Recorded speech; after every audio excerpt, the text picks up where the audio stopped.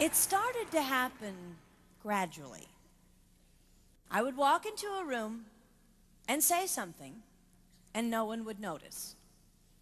I would say, "Turn the TV down, please," and nothing would happen. So I would get louder.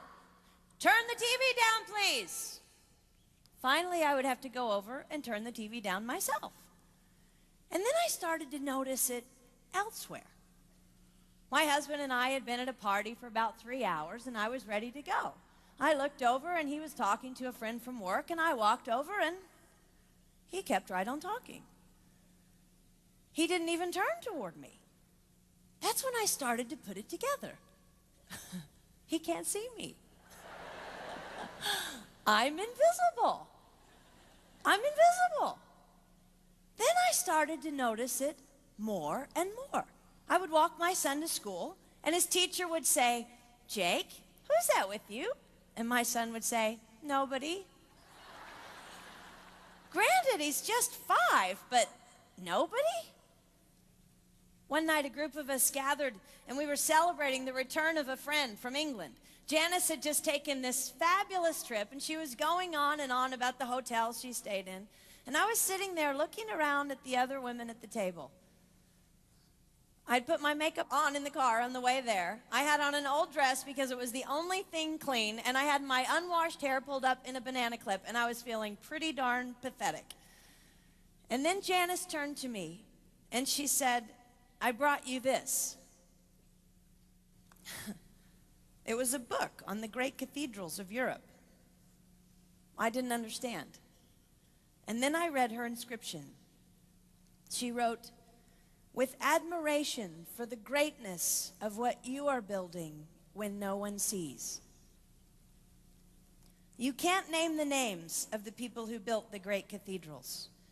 Over and over again, looking at these mammoth works, you scan down to find the names, and it says, "Builder, unknown, unknown, unknown." They completed things not knowing that anyone would notice. There's a story about one of the builders who was carving a tiny bird inside a beam that would be covered over by a roof.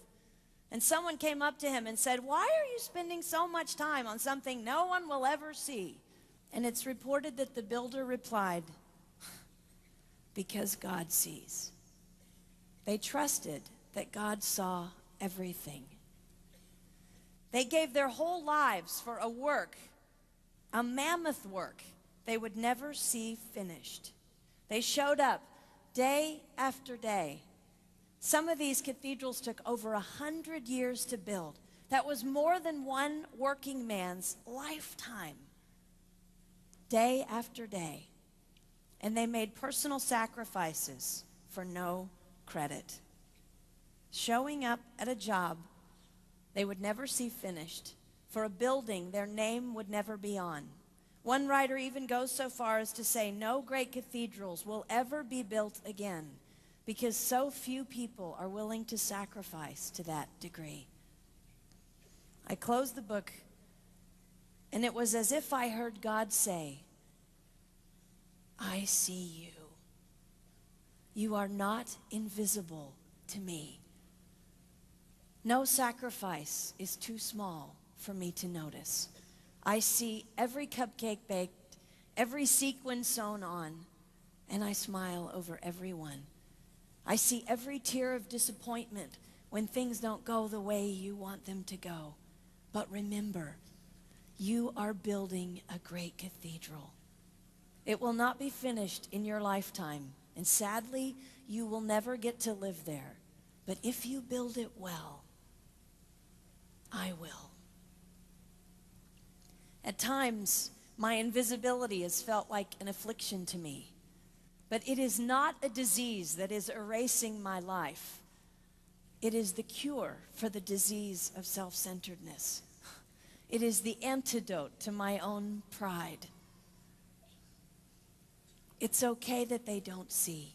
It's okay that they don't know. I don't want my son to tell the friend he's bringing home from college, "You're not going to believe what my mom does. She gets up at 4 in the morning and she bakes pies and hand bakes a turkey and she presses all the linens." Even if I do all those things, I don't want him to say that. I want him to want to come home. And secondly, I want him to say to his friend, you're going to love it there. It's okay that they don't see. We don't work for them. We work for him. We sacrifice for him. They will never see. Not if we do it right. Not if we do it well. Let's pray that our work will stand as a monument to an even greater God.